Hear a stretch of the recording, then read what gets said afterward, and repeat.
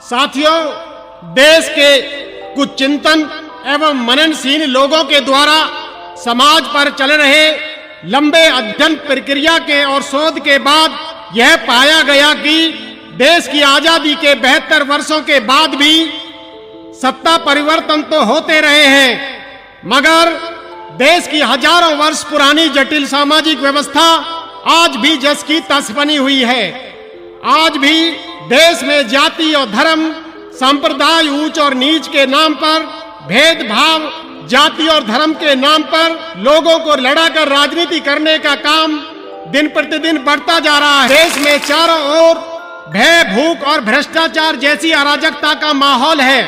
पूरा देश सांप्रदायिकवाद, नक्सलवाद, आतंकवाद, माओवाद, जातिवाद एवं पूंजीवाद व्यवस्था से पूरी तरह से ग्रस्त होता जा रहा है। सत्ता में बने रहने के लिए हिंदू को मुस्लिम से लड़ाया जा रहा है, पिछड़ों को दलितों से लड़ाया जा रहा है, अगड़ों को पिछड़ों से लड़ाने का खेल चल रहा है। दोस्तों, ये सब बदनीयत वाली सरकारों की गलत नीतियों का नतीजा है।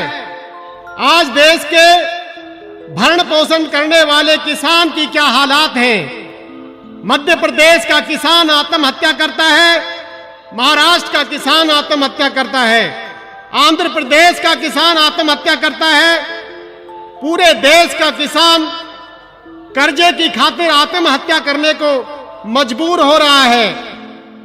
और मेरे साथियों, दूसरी तरफ इस देश के पूंजीवादियों और बड़े बड़े उद्योगपतियों का हजारों करोड़ का कर्ज नॉन परफॉर्मिंग एसेट एनपीए मतलब घाटा दिखाकर माफ कर दिया जा रहा है।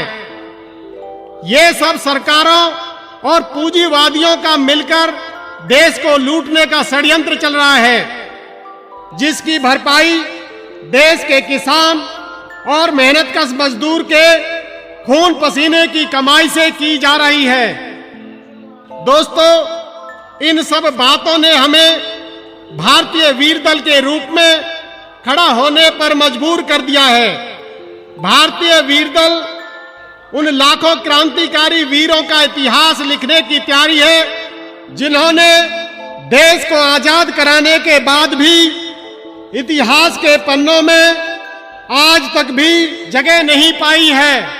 दोस्तों, भारतीय वीर दल उन वीर वीरांगना माताओं की कहानी है, जिन्होंने राज की मर्यादा को बचाने के लिए अपने लालों की कुर्बानी में एक आंसू तक नहीं बहाया। भारतीय वीर दल उन वीर किसान और मजदूरों की आवाज है, जो सबका भरण पोषण करता है और स्वयं भूख से मरता है। भारतीय वीर दल उस न्यायकारी सम्राट वीर विक्रमादित्य के आदर्शों की निशानी है, जिस न्यायप्रिय शासन की मिसाल दुनिया में दी जाती है। साथियों, ये चिंता का विषय है, ये सोचने और विचार करने का विषय है। दोस्तों, इन सारी बातों ने हमें बेचैन कर दिया है, विचलित कर दिया है, आज सोचने पर विवश कर दिया है, उठ खड़े होने के लिए मजबूर कर दिया है।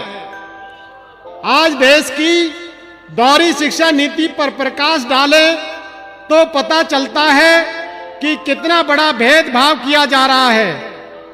एक तरफ उनका बच्चा जो सीबीएसई स्तर की शिक्षा एयर कंडीशन माहौल में ग्रहण करता है, और दूसरी तरफ हमारा बच्चा जिसके पास बैठने तक के लिए टाट चटाई तक भी नहीं है और हिंदी माध्यम की शिक्षा ग्रहण करता है। उस बच्चे से आप कैसे उनका मुकाबला कराओगे? साथियों, क्या पाप किया है हमारे बच्चों ने जो इस हालात में जीते हैं, और क्या पुण्य किया है उनके बच्चों ने जो ऐशो आराम की जिंदगी व्यतीत करते। देश में स्वास्थ्य सेवाएं जो आम नागरिक को सरकार के द्वारा फ्री मिलनी चाहिए थी, उसका भी इन दुराचारियों ने व्यापारीकरण कर दिया है। लाखों मजबूर बीमार लोग पैसे के अभाव में बगैर दवाई के दम तोड़ देते हैं, ये कैसा सिस्टम है इन सरकारों का।